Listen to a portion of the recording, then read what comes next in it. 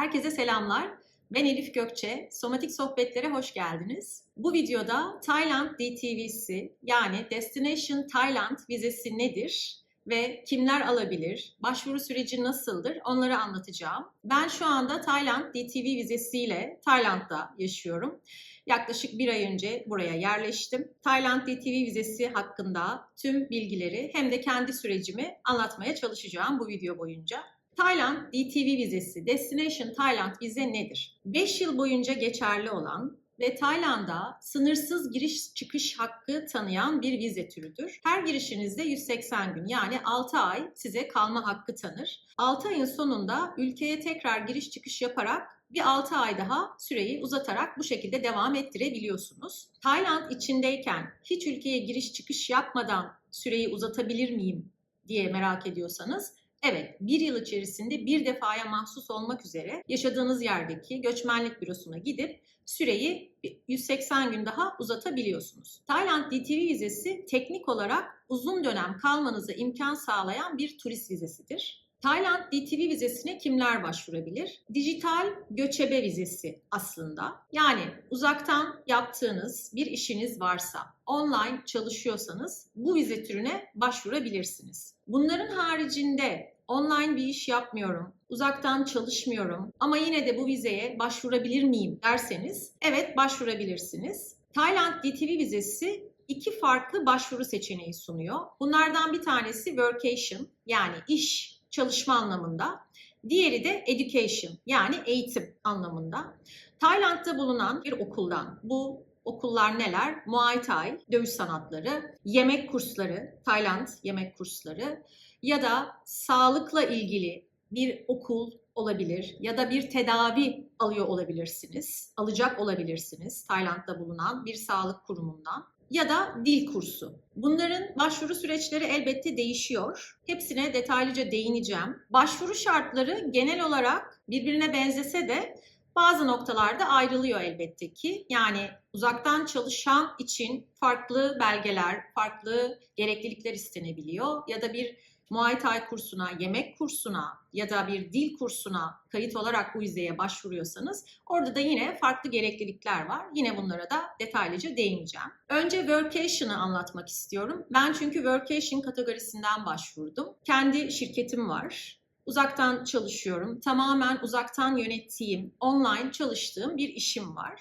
Dolayısıyla benim için uygun olan workation'dı. Ben ona başvurdum. Workation, Türkçe karşılık olarak aslında çalışan vizesi gibi düşünebiliriz. Ama bu Tayland'da bir şirkette, Tayland'da bir kurumda çalışmak anlamına gelmiyor elbette. Kendi işinizi yapıyor olabilirsiniz. Kendi şirketiniz olabilir. Bir şirketin uzaktan çalışan elemanı olabilirsiniz. Online ders veren bir eğitmen, öğretmen olabilirsiniz. Dil eğitimi veriyor olabilirsiniz. Freelance çalışan bir yazılımcı, bir tasarımcı olabilirsiniz. Burada önemli olan işin içeriğinden çok işi uzaktan yapıyor, online yapıyor olmanız aslında. Education yani eğitim vizesi olarak başvurmak istiyorsanız DTV'ye de Tayland'da Muay Thai, dövüş sanatları biraz önce söylediğim gibi, yemek kursları, dil kursları var. Onlardan birine kayıt olup bu DTV vizesine yine başvurabiliyorsunuz. Burada değişen şey önce gideceğiniz okulla, kayıt olacağınız okulla iletişime geçmeniz ve kayıt olmanız. Okulun bir ücreti oluyor. Onu yatırmanız gerekiyor. Sizden bir takım belgeler istiyorlar. Parayı yatırıyorsunuz ve sizin adınıza önce Eğitim Bakanlığı'na bir başvuruda bulunuyorlar. Oradan bir onay bekleniyor. Bu süre değişebiliyor onay gelmesi. 3 hafta da sürebilir, 5 hafta da sürebilir. Onay geldikten sonra okul sizinle iletişime geçip size bir takım belgeler gönderiyor. O belgelerle online olarak e-vize sistemi üzerinden başvuru yapıyorsunuz. DTV vizesine çevrim içi kendiniz başvuru yapabiliyorsunuz. Tayland'ın resmi sitesinden okulun size gönderdiği belgeleri ve sizin kendi şahsi belgelerinizi, pasaportunuz, finansal dökümleriniz veya istedikleri ekstra belgeler olabiliyor bazen. Onların hepsini sistem üzerinden yüklüyorsunuz. Workation yani çalışan DTV vizesinde başvuruyu yine kendiniz Tayland resmi web sayfasından çevrim içi olarak gerçekleştirebiliyorsunuz. Bütün istedikleri belgeleri konsolosluk sayfasında belirtiyorlar. DTV vizesine başvurunun en önemli teknik ve maddi şartı hesabınızda 500.000 Tayland bahtı olması. Bugünkü kurla yaklaşık sanırım 15.000 küsür dolar ve 700 küsür bin TL'ye denk geliyor. Kurlar biliyorsunuz çok hızlı değişebiliyor. O yüzden başvuru yapacağınız zaman o rakam üzerinden hesaplamak en doğrusu olacaktır.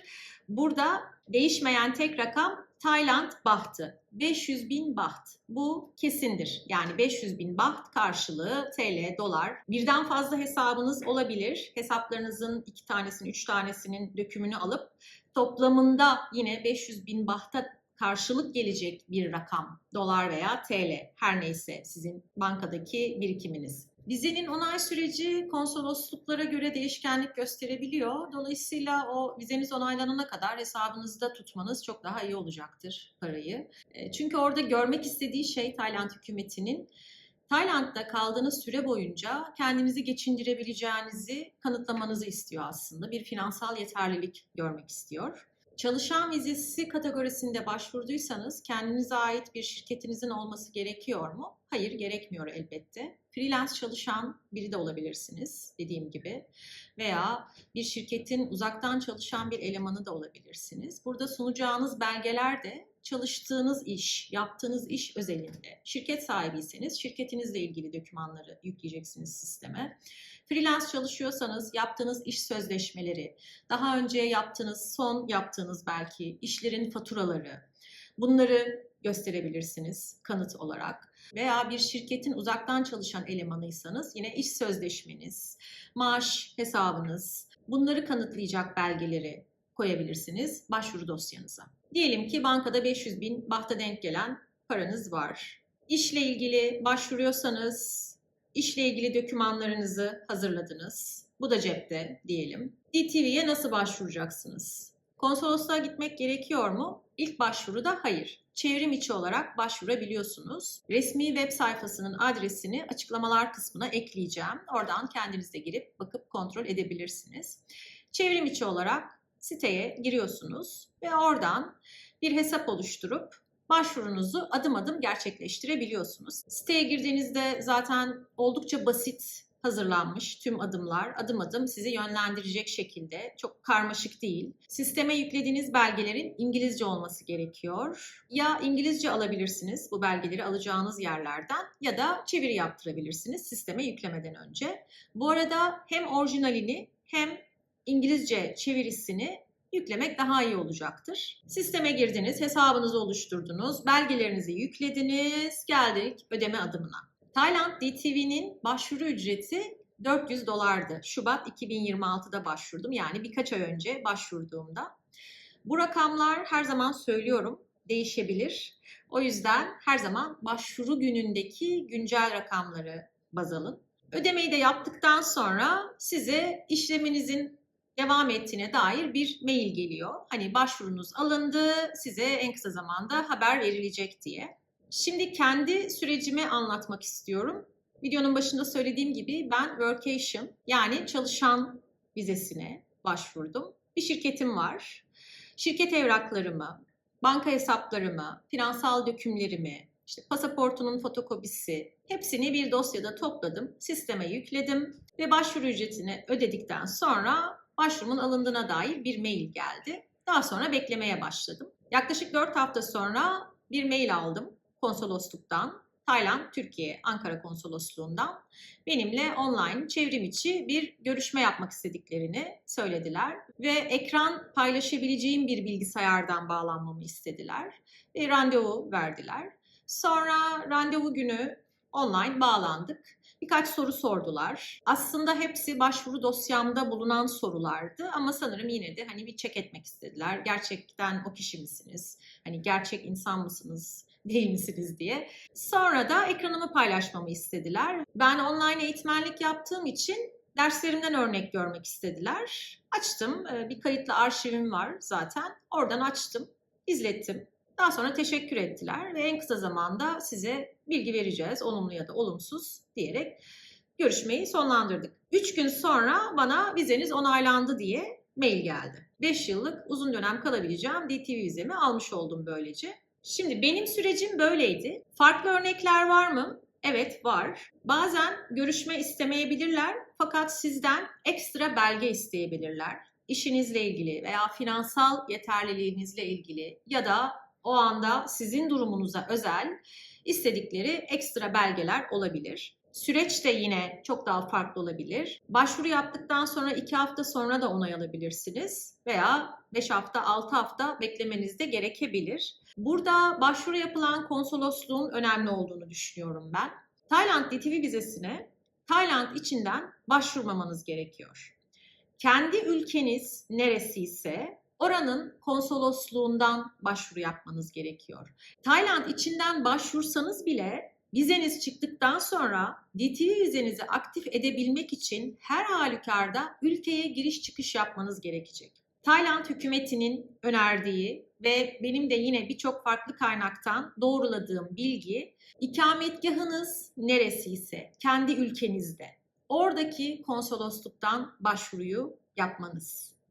Önemli olan bu. Farklı örnekler neler? Onları da biraz bahsetmek istiyorum. Hayatını dijital göçebe olarak devam ettiren birçok insan var. Turist vizesiyle 2 ay, 3 ay kalabileceği ülkeleri tercih edip bu ülkelerde hiç ekstra bir vizeye gerek duymadan turist vizesiyle bu şekilde yaşayan insanlar var. Bunlardan bazıları Tayland DTV vizesine başvurmak istediklerinde ülkelerine geri dönmek yerine Tayland'a yakın olan Vietnam ya da Endonezya, Bali gibi ülkelere giderek oradaki konsolosluklar üzerinden başvuru yapıyorlar. Başvurabiliyor musunuz? Evet, başvurabiliyorsunuz. Alanlar var mı? Evet, var. Zaten Tayland dışındasınız. Önemli olan burada Tayland dışında olmanız ve vizeniz onaylandıktan sonra DTV vizesiyle ülkeye giriş yapmanız ve damganın pasaportunuza basılması. Burada hangi ülkenin vatandaşı olduğunuza göre illaki durumlar değişecektir. Türk vatandaşı olabilirsiniz. Vietnam'a turist vizesiyle gitmiş olabilirsiniz. Orada kalıyor olabilirsiniz bir süredir. Ve Tayland DTV'sine Vietnam'daki Hanoi, Ho Chi Minh City gibi şehirlerden, genellikle tercih ettikleri şehirler bunlar, onlardan başvuruyor olabilirsiniz. Ve o bekleme süresi boyunca da Vietnam'da kalıyor olabilirsiniz. Evlisiniz, çocuklarınız var. Eşimi, çocuklarımı DTV vizesiyle getirebilir miyim? Evet, getirebilirsiniz. Onlar da sizin vizenizden faydalanabilir. Eşiniz ve 20 yaşın altındaki çocuklarınız faydalanabilir. Kendi DTV vizenize dahil edebiliyorsunuz. Tabii onlar için ekstra bu bankada göstereceğiniz rakama ekstra para eklemeniz gerekiyor. Her girişte 180 gün kalma kuralı neden? 180 günden fazla kalırsanız Tayland vergi sistemine dahil olma gibi bir durumunuz söz konusu oluyor. Yani gelirlerinizi beyan etmeniz, vergi vermeniz gerekebiliyor. Tayland hükümeti de bunu istemiyor. Siz zaten uzaktan çalışıyorsunuz. Parayı uzaktan, başka bir ülkeden kazanıyorsunuz. Başka bir ülkede kazan, gel benim ülkemde harca ama vergi sistemine dahil olma. Turist gibi yaşa, devam et. Mantık bu aslında. Tayland DTV vizesiyle bir Tayland bankasında hesap açamıyorsunuz. En azından şu an benim güncelde yaptığım araştırmada bu böyle. Farklı şartları var mıdır? Bilmiyorum. Açabilen var mıdır? Şu ana kadar karşılaşmadım. Eğer varsa bana yazsın lütfen. Merak ediyorum. Hiç giriş çıkış yapmadan yenileyebilir miyim, uzatabilir miyim derseniz bulunduğunuz, yaşadığınız şehirdeki göçmenlik bürosuna gidebilirsiniz. Orada sizden yine bir takım belgeler istiyorlar. Bir de vize uzatma ücreti var. Güncel durumda ne kadar bilmiyorum. Yaklaşık 1900 baht gibi bir şeydi geçen yıl. Yine uzatabiliyorsunuz. Bir yıl içerisinde bir defaya mahsus olmak üzere. O bir yılın sonunda her halükarda yine de bir ülkeye giriş çıkış yapmanız gerekiyor. İlla 6 ay beklemek zorunda mısınız vizeyi yenilemek için? Hayır, değilsiniz. İstediğiniz kadar giriş çıkış yapabilirsiniz ülkeye. Keza ben yaptım. Vizem onaylandıktan sonra aslında ilk önce Vietnam'a uçup orada bir ay kalıp sonra Tayland'a geçecektim ve geçtiğim tarihten itibaren vizemi başlatacaktım. Fakat uçuşum iptal oldu. Orta Doğu'daki savaş nedeniyle benim aldığım tarihe denk gelen dönemdeki bütün uçuşlar iptal oldu. Dolayısıyla ben uçuşumu değiştirmek zorunda kaldım. Ve bulabildiğim en avantajlı ve en kolay yöntem önce Tayland'a, Bangkok'a uçmak Türkiye'den, oradan da Vietnam'a geçmekti. Dolayısıyla İstanbul'dan direkt Bangkok'a uçtum. Bangkok'ta bir gece kaldım ve girişte DTV vizemle girdim. Yani o an girdiğimde bana 180 gün kalabileceğime dair pasaportuma bir damga basıldı. Ve ertesi gün Vietnam'a uçtum. Vietnam'da bir ay kaldım ve tekrar geri yine Bangkok'a uçtum. O gün girdiğim tarihten itibaren geçerli olacak şekilde bir 180 günlük 6 aylık vize damgası basıldı pasaportuma. Yani istediğiniz kadar giriş çıkış yapabilirsiniz ülkeye. Sadece her girişinizde maksimum 180 gün kalabilirsiniz. 180 günü geçirdiğiniz durumda ülkede yasa dışı bir şekilde kalıyor anlamına geliyorsunuz. Dolayısıyla bu tespit edildiğinde cezai yaptırımlar uygulanabilir, deport edilebilirsiniz, ülkeden dışarı atılabilirsiniz, DTV vizeniz iptal edilebilir. Bu riskleri almamak adına o süreye dikkat etmek çok daha iyi olacaktır. Tayland DTV vizesiyle ilgili başvuru konusunda desteğe ihtiyaç duyuyorsanız bu konularda da danışmanlık veriyorum. Yine açıklamalar kısmına web sayfamı ve iletişim bilgilerimi ekleyeceğim. Bana ulaşabilirsiniz her zaman. Sormak istediğiniz sorular varsa yorumlarda yazabilirsiniz, mail atabilirsiniz. Elimden geldiğince hepsine cevap vermeye çalışıyorum. Ve beni dinlediğiniz ve izlediğiniz için çok teşekkür ediyorum. Kendinize çok iyi bakın. Görüşmek üzere. Bay bay.